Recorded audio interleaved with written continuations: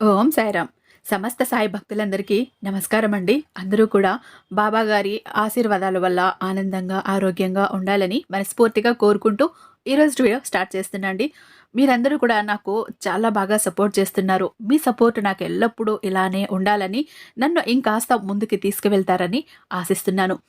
ఇక ఈరోజు బాబా గారు ఏం చెప్పబోతున్నారో వినబోయే ముందు ప్రతి ఒక్కరు కూడా మనసులో ఒక్కసారి శ్రద్ధ సబూరితో ఓం సాయిరామ్ అంటూ బాబా గారిని మనసులో తలుచుకొని ఓం సాయిరామ్ అంటూ వీడియో కామెంట్ పెట్టి వీడియో చూడటం మొదలు పెట్టండి. అప్పుడు బాబా గారి ప్రతి మాట మీకు తప్పకుండా కనెక్ట్ అవుతుంది. ఇంకొకటి, మీకు మనసులో ఏదైనా బాధగా ఉన్నా, కష్టంగా ఉన్నా ఒక్కసారి బాబాకు, బాబా నాకు ఈ బాధ ఉంది, నాకు ఇలా ఉంది ఈ క్షణం అంటూ బాబాకు మీ మనసులో ఉన్న కోరిక అప్పగించండి. నిజంగా ఈ వీడియోలో అయితే బాబాగారు ఎక్కడో ఒక చోట మీ సమస్యకి, మీ బాధకి పరిష్కారం అన్నది చూపిస్తారు. ఇంకొకటి, మన వీడియో పూర్తి అయ్యేలోపు కూడా ఆ ప్రాబ్లంకి పర్మనెంట్ సొల్యూషన్ అయితే బాబాగారు చాలామందికి ఇచ్చారండి. ఒక్కసారి తప్పకుండా మీ కోరికను చెప్పుకోండి. ఇక బాబాగారు ఈరోజు సాయి మాటగా నా నోట ఏం పలికించబోతున్నారు అంటే, బిడ్డ తొందరపడి నెట్టయ్యకో, సమయం లేదు తల్లి, రేపే గురువారం. వెంటనే ఈ ముడుపును తాకు, రేపే నీ కోరిక నెరవేరుతుంది. ఎంతో మందికి ఫలితాన్ని ఇచ్చాను, నన్ను నమ్ము అంటున్నారండి బాబాగారైతే. నిజానికి చాలా నమ్మకంగా చెప్తున్నారు. బిడ్డ, నీ మనసులో ఉన్నవాళ్లే, నీతో ఉన్నవాళ్లే నిన్ను కన్నీళ్లు పెట్టించాలని చూస్తున్నారు, నిన్ను బాధ పెట్టాలని చూస్తున్నారు. మన తోటలో పండిన మిరపకాయే అని కళ్ళల్లో పిండుకుంటే మంటే పుడుతుంది బిడ్డ, చల్లదనాన్ని ఇవ్వదు. అలాగే మన వాళ్ళే అని మనం ఎంత ఎక్కువగా నమ్మితే మనల్ని అంతగా మోసం చేస్తారు. కాబట్టి నీ జీవితంలో ఉన్నవాళ్ళు మంచివాళ్ళెవరో, చెడ్డవాళ్ళెవరో తప్పకుండా నీకు నేను చెబుతాను. ఒకసారి ఈ ముడుపు తాకు తల్లి, వాళ్ళు ఎలాంటి వాళ్ళు అన్న తెలుసుకునే శక్తి, జ్ఞానం అన్నది నీకు వస్తుంది అంటూ ఈరోజు బాబాగారు ఒక రహస్యమైన ముడుపును తీసుకొచ్చారండి. నిజంగా ప్రతి ఒక్కరు కూడా ఆ ముడుపును తాకండి. మీ జీవితాల్లో ఉన్న సమస్యలేంటో మీకు బాబాగారైతే తెలియజేస్తారు. ఇక నాకు రిలేటివ్ ఒక అమ్మాయి అండి. ఆ అమ్మాయికి ఎంతకీ పెళ్ళి అవ్వట్లేదు. ఎన్నో మంచి మంచి సంబంధాలు చూస్తున్నారు. వస్తున్నాయి, వెళ్తున్నాయి, వస్తున్నాయి, వెళ్తున్నాయి. అన్నీ కలిసాయి. ఫైనాన్షియల్‌గా కూడా అటు ఇటు కూడా బావున్నారు. కానీ సంబంధాలు కలవట్లేదు. ఆ అమ్మాయికేమో వయసయిపోతోంది. అందరూ చూస్తే ఏంటి నీకింకా పెళ్లవ్వలేదా? పెళ్లవ్వలేదా? అంటూ అడుగుతున్నారు. ఇక ఫ్రెండ్స్ అందరికీ పెళ్ళిళ్ళై పిల్లలు కూడా అయిపోయారు. ఇక ఈ అమ్మాయి తల్లిదండ్రులకు కూడా చాలా బాధ స్టార్ట్ అయింది. ఏంటి మా అమ్మాయికి పెళ్ళవుతుందా? లేదా? అంటూ. ఇక ఒకరోజు ఆ అమ్మాయి బాబా గుడికి వెళ్ళి వస్తుంటే ఒక వ్యక్తి, తల్లి నీకింకా పెళ్లి కాలేదు కదా! కళ్యాణ గడియలు దగ్గరలో ఉన్నాయమ్మా అంటూ ఒక వ్యక్తి పలకరించి, ఇక ఆ వ్యక్తి ద్వారా ఆ అమ్మాయి పూజలు చేయించిందటండి. ఆహ్, ఆ వ్యక్తి గురూజీ పూజలు చేయటం మొదలైన 15 డేస్, 20 డేస్‌లోనే ఆ అమ్మాయికి మంచి సంబంధం, పెళ్లి సెట్ అయిందండి. చాలా హ్యాపీగా చెప్పింది ఆ అమ్మాయి అయితే. నిజంగా సాక్షాత్తు బాబా గారే ఆ గురూజీని నాకు పరిచయం చేయించారక్క. పూజల వల్లనే చాలా మంచి రిజల్ట్ అన్నది నాకు దొరికింది అంటూ చాలా హ్యాపీగా, సంతోషంగా చెప్పింది.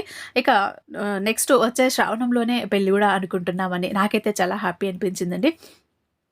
మీకు ఎవరికైనా ఇలాంటి ప్రాబ్లమ్స్ ఉంటే ఖచ్చితంగా ఒక్కసారి గురూజీకి కాల్ చేసి చూడండి. ప్రతిఫలం అన్నది 100% మీకైతే ఉంటుంది. నమ్మకంతో ఒక్కసారి కాల్ చేసి చూడండి. శ్రీ సాయిబాబా ఆశీస్సులతో జ్యోతిష్యం చెప్తారండి. ఉన్నది ఉన్నట్టుగా చెప్తారు గురూజీ సీతారామరాజు గారు. వీరి మొబైల్ నంబర్ 9669872222. మీకు ఎలాంటి సమస్య ఉన్నా కూడా చిటికెలో పరిష్కరించి ఇచ్చేస్తారు గురూజీ సీతారామరాజు గారు. అది ప్రేమ, పెళ్లి, ఉద్యోగం, రాజకీయం, విదేశీ ప్రయాణం, ధనం నిలకడగా లేకపోవటం, భార్యాభర్తల మధ్య గొడవలు, ఆస్తి తగాదాలు, అప్పుల బాధలు, స్త్రీ పురుషులకి ఎటువంటి గుప్త సమస్యలున్నా, స్త్రీ పురుషుల వశీకరణ ఉన్న, భార్యాభర్తలు కొట్టుకొని విడిపోయే స్థితిలో ఉన్నా కూడా ఎటువంటి సమస్యలకైనా పరిష్కారం ఇస్తారు గురూజీ సీతారామరాజు గారు. మీరు ఎక్కడెక్కడో ఎన్నెన్ని చోట్ల జ్యోతిష్యం చెప్పించుకొని విసిగిపోయి ఉంటారు. ఒక్కసారి ఇక్కడ ట్రై చేశారంటే 100% రిజల్ట్ అన్నది తప్పకుండా ఉంటుందండి. ఇక బిడ్డ, నీ మనసులో ఉన్నవాళ్లే నిన్ను అపురూపంగా చూసుకోవాల్సిన వాళ్ళే నీ మనసు కష్టపెట్టిపోతున్నారు. వాళ్ళెవరో తెలుసుకో. వాళ్లకు దూరంగా ఉండు. వాళ్ళను ఇప్పటికే నువ్వు చాలా సార్లు మార్చాలని ప్రయత్నించావు. అందుకే ఆఖరిగా నీకు ఈ మాట నేను చెబుతున్నాను. నువ్వు దూరంగా ఉంటేనే నీకు జీవితాంతం కన్నీళ్ళన్నవి తప్పుతాయి బిడ్డా. ఎందుకంటే వాళ్ళను మార్చే ప్రయత్నంలో చాలా విసిగిపోయావు. నీకు మాత్రం వాళ్ళ మీద ఇప్పటికీ ప్రేమ చావట్లేదు. నాకు కావాలి, నేను మార్చుకుంటాను అనే పట్టుదలతో నువ్వు ఉన్నావు. నువ్వు ఈ పట్టుదలతో జీవితాంతం కొనసాగుతూ ఉంటే నీ కన్నీళ్ళే మిగులుతాయి. ఎందుకంటే ఆ వ్యక్తి మారేలాగా, ఆ వ్యక్తిలో మార్పు వచ్చేలాగా కనిపించట్లేదమ్మా. జాగ్రత్త తల్లి.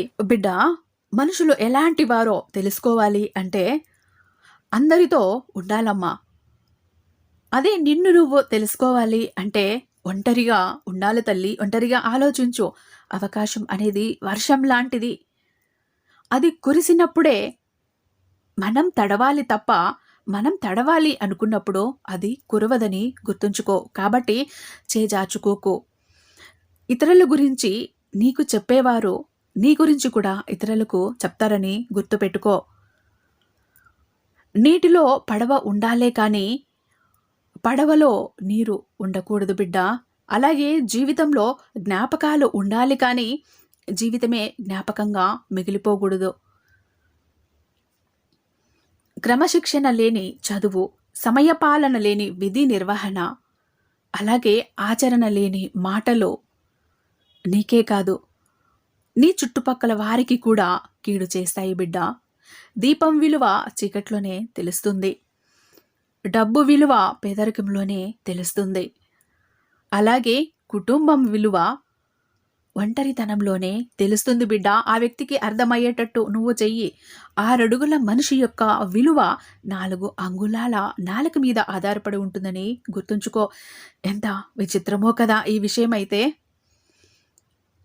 గొడవ జరిగితే గాని బయటపడదు అసలు ఎవరి మనసులో ఏముందో అని. చూడ్డానికి ఏముంది, అందరూ నవ్వుతూ పలకరించే వాళ్లే.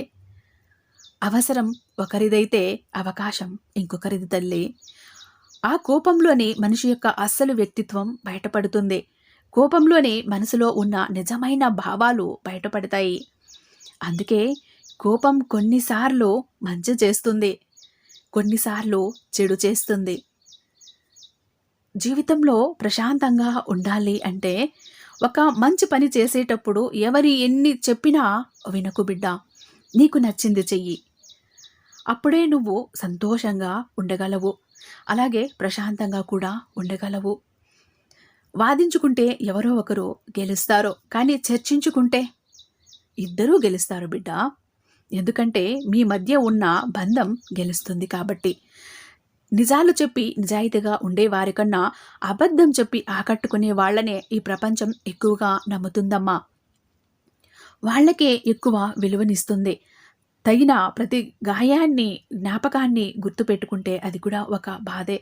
ఆ తగిలిన ప్రతి గాయాన్ని పాఠంగా మార్చుకుంటే అది మార్పు. ఎందుకంటే ముళ్ళను తొక్కిన కాలు బాధపడుతూ అక్కడే ఉండిపోకూడదమ్మా. ఈసారి జాగ్రత్తగా నడవటం మొదలు పెట్టాలి. నీ క్షేమాన్ని కోరుకునేవారు వీధి దీపం లాంటివారు. గమ్యాన్ని నీకు దగ్గరగా చెయ్యలేకపోయినా దారి చేరుకునే బాటని మాత్రం కాంతిమయం చేస్తూ ఉంటారని గుర్తుంచుకో బిడ్డ. కడుపు కట్టుకొని సంపాదించు. రేపు నీ సంతతికి మంచి జరుగుతుంది. ఇతరుల కడుపు కొట్టి సంపాదించుకో. ఆ పాపం నీ సంతతికి చుట్టుకుంటుందమ్మా. గుర్తుంచుకో బిడ్డ. లోపాలు లేని మనిషి, లోటు లేని జీవితం ఎవరికీ ఉండదు.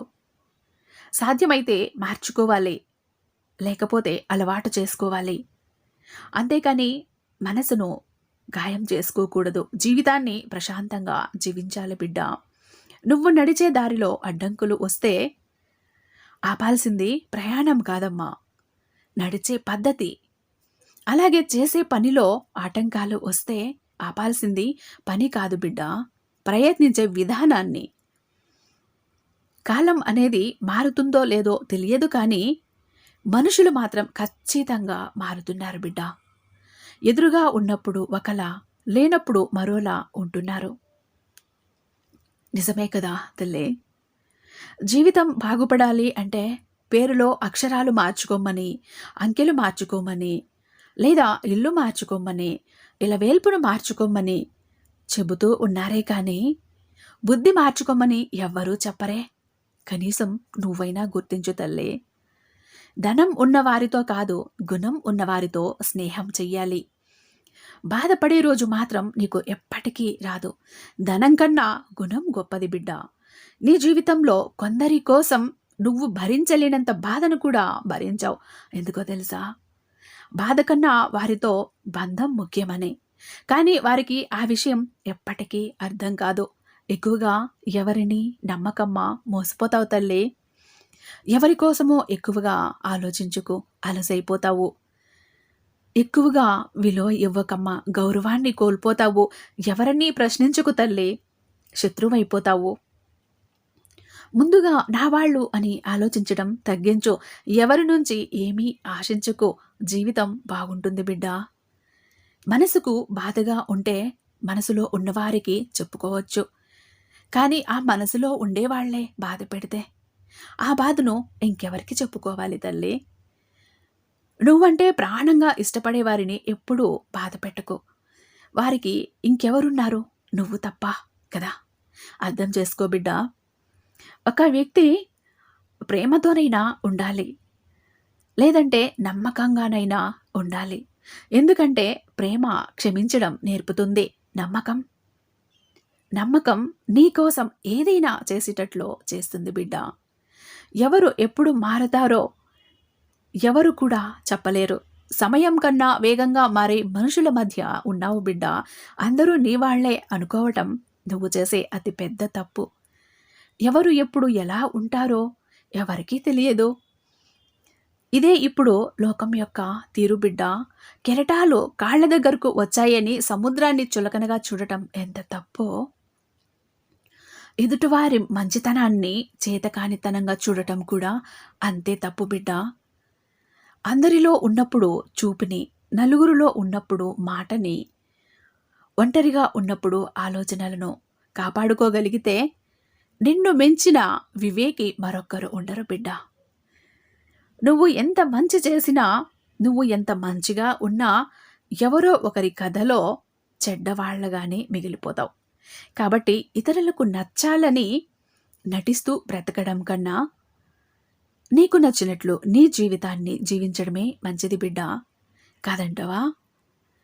స్వేచ్ఛగా అలాగే ఆనందంగా జీవించు. ఎవరైనా చెడు స్వభావం కలవారు అని తెలిస్తే వాళ్ళు సొంత వాళ్ళైనా సరే పక్కన పెట్టేయి బిడ్డ. ఎందుకంటే నీ తోటలో పండిన మిరపకాయ కదా అని కళ్ళల్లో పెట్టుకుంటే అది మంటనే పుట్టిస్తుంది, కానీ చల్లదనాన్ని ఇవ్వదు బిడ్డ. ఎవరో విలువ ఇవ్వలేదని నీ విలువ తగ్గదు.